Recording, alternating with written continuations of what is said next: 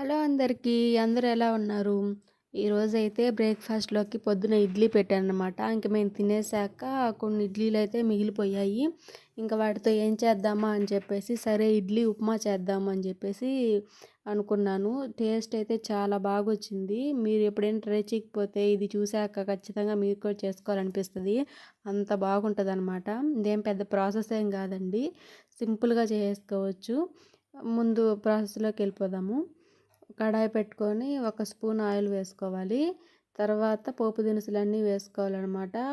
ఒక స్పూన్ జీలకర్ర, ఆవాలు, శనగపప్పు, మినపప్పు వేసుకొని ఫ్రై అయిన తర్వాత ఒక పచ్చిమిర్చిని సన్నగా కట్ చేసుకొని వేసుకోవాలి.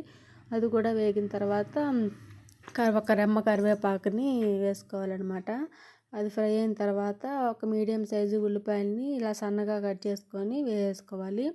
కొంచెంగా సాల్ట్ వేసుకోవాలి. సాల్ట్ వేసుకుంటే ఉల్లిపాయ త్వరగా మగ్గుతుంది కాబట్టి, ఇంకా ఇడ్లీలో మనకి సాల్ట్ ఉంటుంది కాబట్టి కొంచెం అంతే వేసుకుంటే మనకు సరిపోతుంది.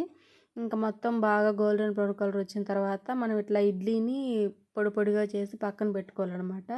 ఆనియన్స్ ఫ్రై అయిపోయిన తర్వాత ఇడ్లీ పొడిని ఎత్తి అందులో వేసేసి ఒక 2-3 నిమిషాలు బాగా కలుపుకుంటే మనకి ఇడ్లీ ఉప్మా రెడీ అయిపోతుంది. చూసారు కదా అసలు ఎంత బాగా వచ్చిందో పొడి పొడిలాడుతూ. నాకైతే సూపర్గా నచ్చింది. మీరు ట్రై చేయకపోతే ఒకసారి ట్రై చేసేయండి వెంటనే. వీడియో నచ్చితే లైక్ చేయండి. నా ఛానల్ని సబ్స్క్రైబ్ చేయండి. Bye bye.